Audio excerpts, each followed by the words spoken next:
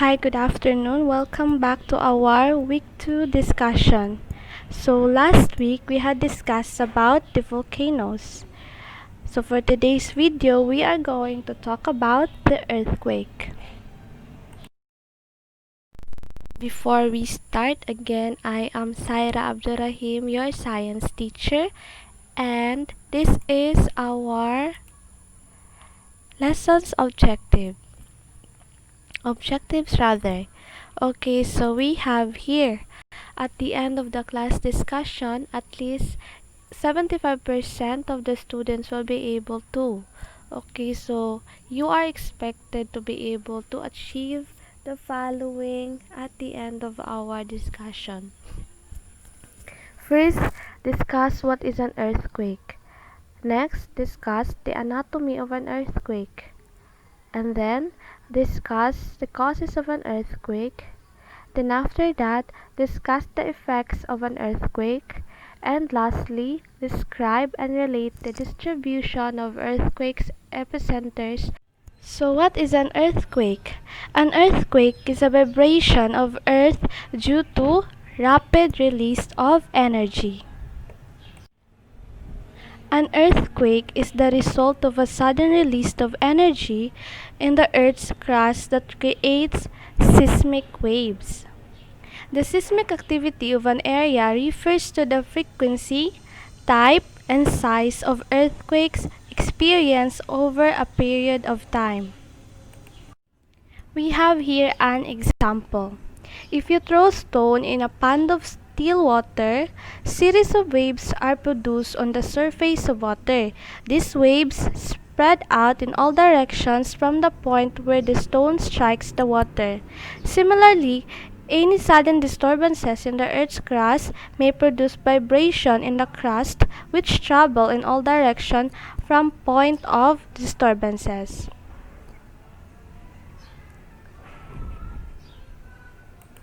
Now let's check the anatomy of an earthquake.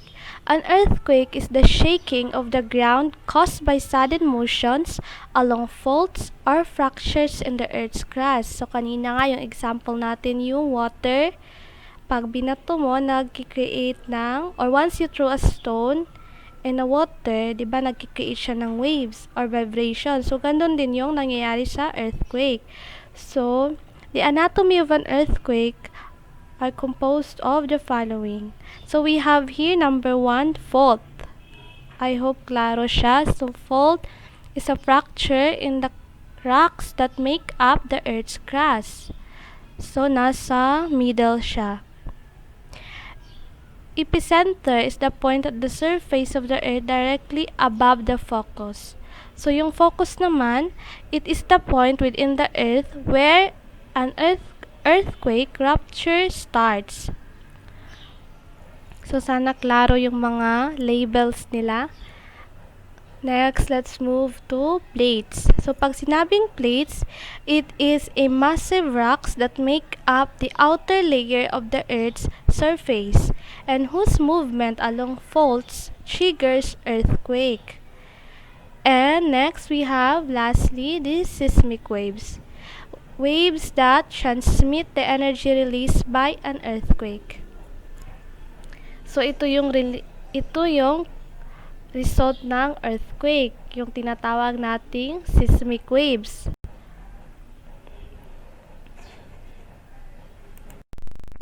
So now let's move on to the terms related to earthquake.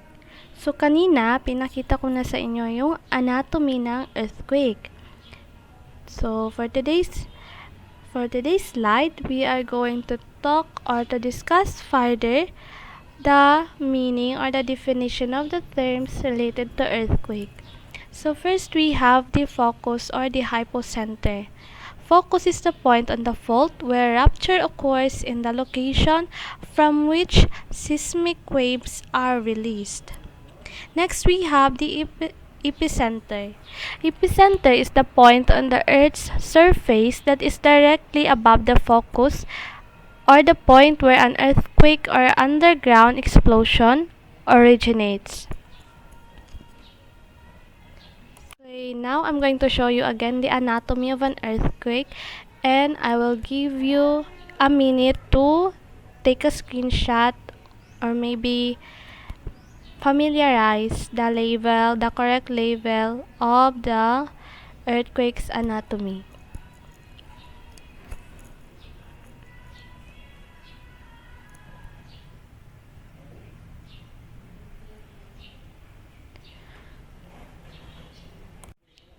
Okay, so let's move on again to the terms related to earthquake. So we're done with the focus or the hypocenter and the epicenter.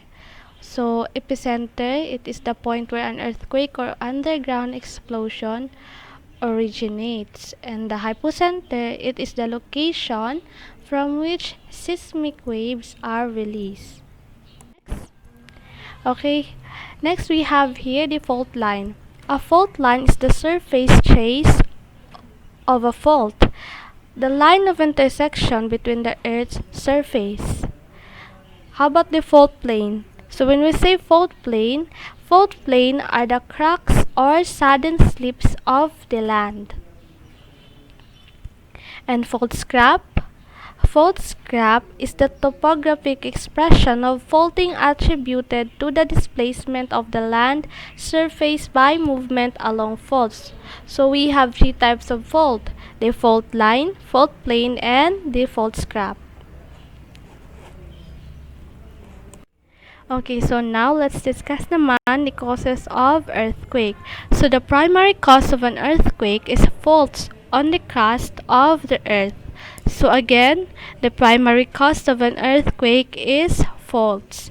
A fault is a break or fracture with two blocks of rocks in response to stress.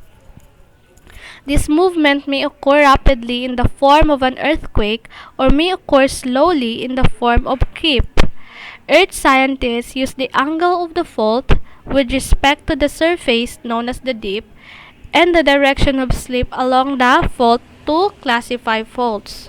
So to classify faults, the scientists use the angle of the fault.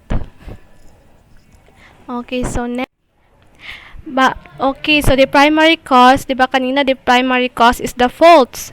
Now, some major causes of earthquakes on basic of its causes are, okay, so the following are the major causes of earthquake.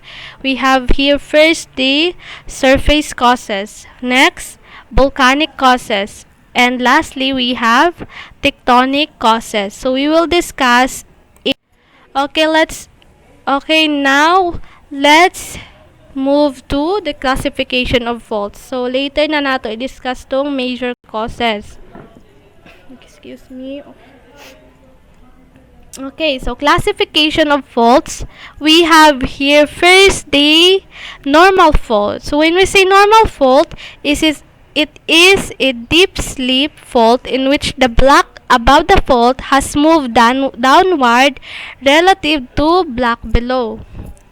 So under normal fault, we have the thrust. Thrust or reverse fault. So thrust or reverse fault is a deep slip fault in which the upper block above the fault plane moves up and over the lower block. Moves up and over the lower block. So next. Okay, so now let's discuss the strike slip fault. So kanina yung normal fault, and under normal fault we have the thrust or the reverse fault. So now under strike slip fault we have the left lateral strike slip fault and the right lateral strike slip fault. Okay, now let's discuss the major causes of earthquakes. So again, we have three major causes of earthquakes: the surface cause, the volcanic cause, and the tectonic cause. But we will first discuss the surface cause. So when we say surface cause, it is the great explosions, landslides, slips on steep course, dashing of sea waves, avalanche, railway trains, and heavy trucks Some large engineering projects cause minor tremors. Some of them are man-made and others are natural. Next, volcanic cause.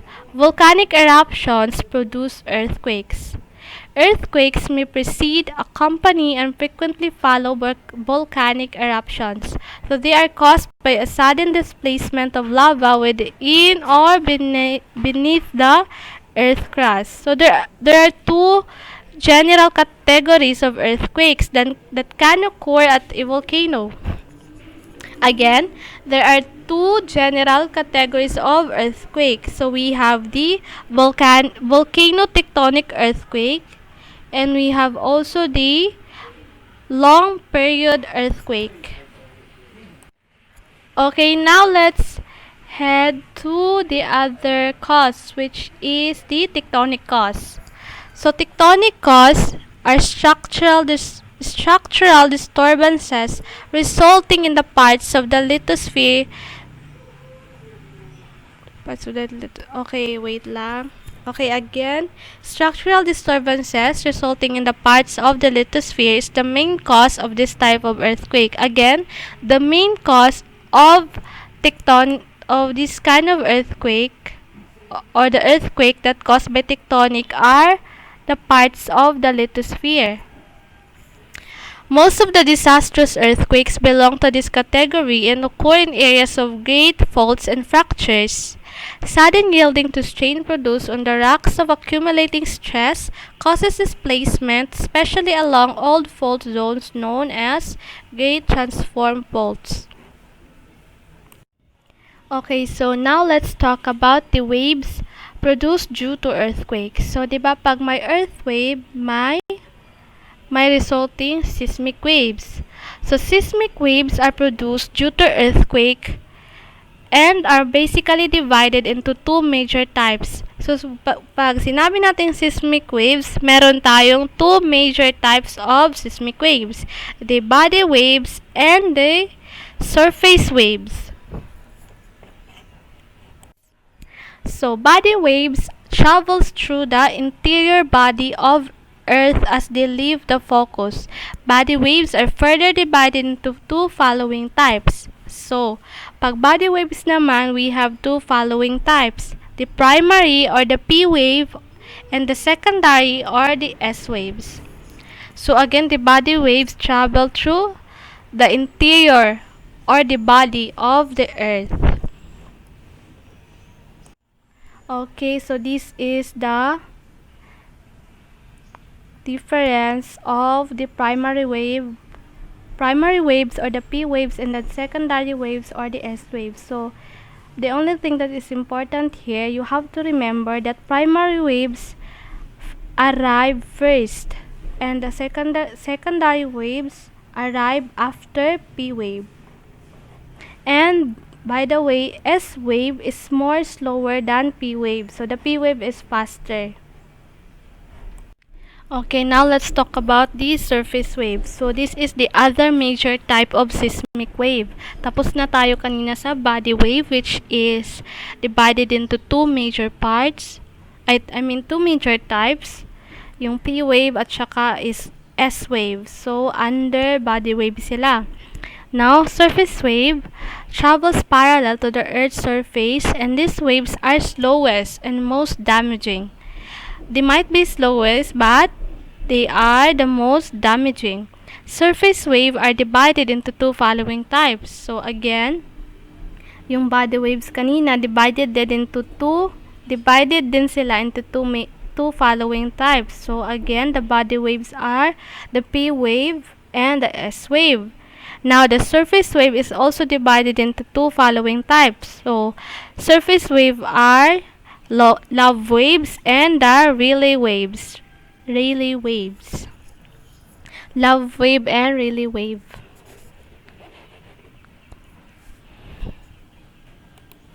Okay. Now, let's talk about the strength of an earthquake. The intensity and strength of an earthquake is measured on Richter's scale. The scale invented by Charles Richter from California, USA in 1935, which categorizes or categorize earthquake on the basis of energy release. So scientists measure the strength of an earthquake using machines known as very good seismographs. Seismology is the scientific study of earthquakes and the propagation of elastic waves through the earth.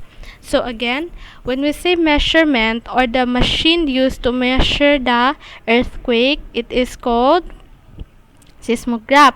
But when we say scientific study of earthquake, seismology. Seismometers, the measurement of earthquake. Seismometers are instruments that measure motions of the ground, including those of seismic waves generated by earthquakes, volcanic eruptions, and other seismic sources. Seismometers may be deployed at Earth's surface in shallow vaults, in boreholes, or underwater. Okay, so the following are the evidence of upcoming earthquake. So when we say earthquake prediction, it is usually defined as the specification of the time, location, magnitude of a future earthquake within stated limits. Again, the following are some evidence of upcoming earthquake. So first we have here unusual animal behavior. Next, water level in wells. Third, large scale of fluctuation of oil flow from oil wells. Foreshocks or minor shocks before major earthquake.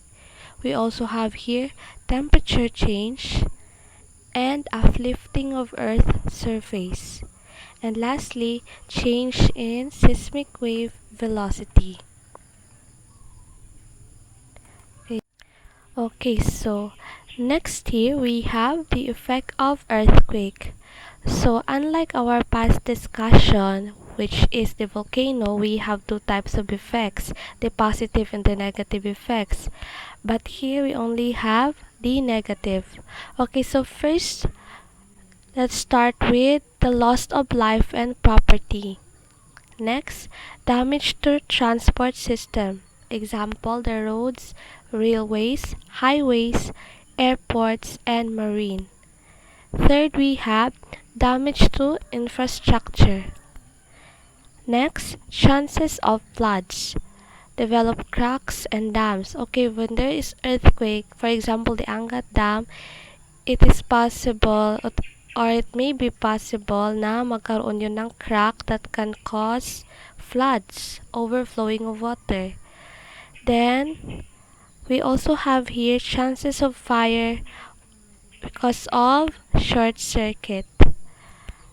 And then, communications such as telephone wires are damaged. Next, we have the water pipes, sewers are disrupted. And lastly, economic activities like agriculture, industry, trade, and transport are severely affected. Okay, excuse me for. Okay, so this is still part of the effects of earthquakes. So we have here the landslide, and then the next picture we have here the shaking and ground rupture. Then we have here the fires, and then below it is the soil liquefaction, tsunami, and floods. Now let's move to the other part of our discussion, which is the earthquake safety rules. Okay, so we are almost at the end of this lesson. Okay, so here's what you have to do if there is an earthquake. So first, if you are in a house, you can do this. Okay, number one, don't use lift for getting down from building. Okay, lift is another term for elevator.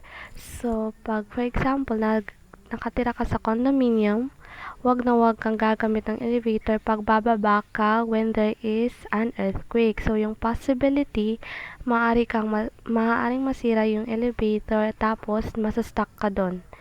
Next, be prepared to move with your family. Okay, so next here we have if you are in shop, school, or office. So for example, may earthquake tapos kasalukuyan kang nasa shop, school, or office. Don't run for an exit. Next, take cover under a desk or table. Next, move away from window glass. And lastly, do not go near electric point and cable. Keep away from weak portion of the building and false ceiling. If you are outside, avoid high buildings, walls, power lines, and other objects that could fall and create block. Don't run through streets. If possible, move on to an open area away from hazard including trees. If you are in vehicle, stop in a safe, open place. Next, remain inside vehicle. And lastly, close window, door. So in addition to that, let's discuss the few facts or a few facts about earthquake. So again, earthquake shaking may cause loss of life and destruction of property. In the strong earthquake, the ground shakes violently. Okay, that causes buildings may fall or sink into the soil. So that's an example of soil liquefaction. Rocks and soil may move downhill at a rapid rate. Such landslides can bury houses and people. Now let's discuss the definitions. So again, earthquake, when we say earthquake, it is the vibration of the earth produced by the rapid release of energy. And seismic waves are energy moving outward from the focus of an earthquake. And when we say focus, focus is the location of initial slip on the fault where the earthquake origins. And lastly, we have here the epicenter. It is the spot on Earth's surface directly above the focus. Now let's go to the last part of our discussion, which is the distribution of earthquake epicenters and its relation to the distribution of plate tectonic theory. Okay, so where does the earthquake happen or where does it form? So most earthquakes happened at or near the boundaries between Earth's tectonic plate. Okay, so kung naalala nyo yung discussion natin last week, which is yung volcano, so parehas lang sila ng location ng earthquake. It is between Earth's tectonic plates. So because that's where there is usually a large concentration of faults. Some faults crack through the earth because of the stress and strain of the moving plates. So moving along those faults can cause earthquakes. So again, what causes earthquake? So same with volcano, the plate movement. Okay, next. So earthquakes occur along plate margins where plates meet. When plates move past towards or away from each other, the movement is not smooth. The friction causes the plates to get stuck. This causes pressure to build up. Earthquakes occur when this build up of pressure is released. The point where the earthquake starts is called the focus. Again, class, remember, the point where the earthquake starts is called the focus. Energy waves trace rapidly from this point. The point at ground level directly above the focus is called the epicenter. Okay, so now let's talk about the earthquake locations. So about 80% of the earthquake happens in the Pacific Ring of Fire, seam belt, where majority of earth volcanoes occur. So yung mga red dots na nakikita nyo dyan, yan yung earthquake epicenter. So, same location lang din siya. Again, same location siya kung saan din nakikita ang mga active volcanoes. So that's it for our discussion. Now I'm going to present a few questions to check your understanding. Okay, so let's check your knowledge. First question. What is an earthquake? Again, what is an earthquake? So an earthquake is a vibration. Question number 2. The point where the earthquake starts is called. The point where the earthquake starts is called. Very good. Focus. Okay, third question. What are the two types of seismic wave? So we had discussed the two types of seismic wave, and that is body wave and surface wave.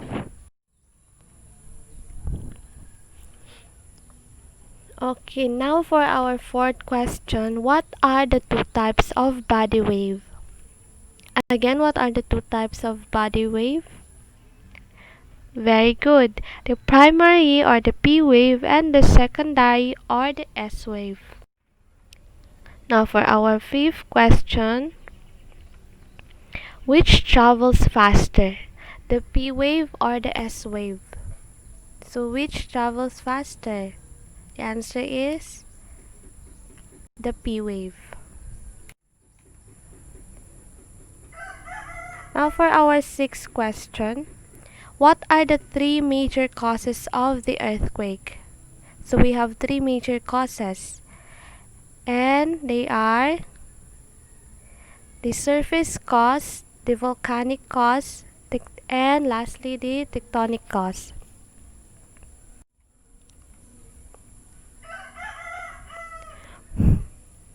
Okay, for our seventh question, number 7, what is the primary cause of an earthquake?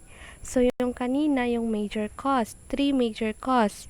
Now naman yung primary. And the answer is very good. Faults. Now let's go to our eighth question. For our eighth question, where does the earthquake occur? Okay, where does the earthquake occur? The answer is along plate margins or plate tectonics. Next question, what causes an earthquake? What causes an earthquake?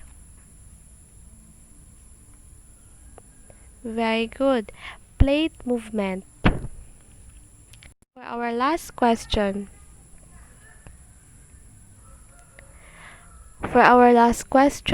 What composes the anatomy of an earthquake? So ano yung mga nasa anatomy ng earthquake natin, which we discussed kanina.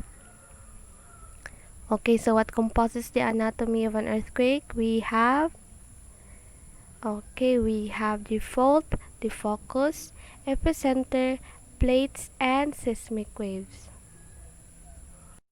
And again, this is the anatomy of an earthquake. So there you can see, I hope it is clear, you can see the fault, the correct level of fault, the epicenter, the focus, plates, and the seismic waves. And that's it. That's the end of our discussion. I hope you learned something new today. I hope na may nasabtan. Kung wala or kung naampay pangutana, please contact me at my cell phone number. It is 916-5532-837. And for your activities, please visit our GAITF e-learning site.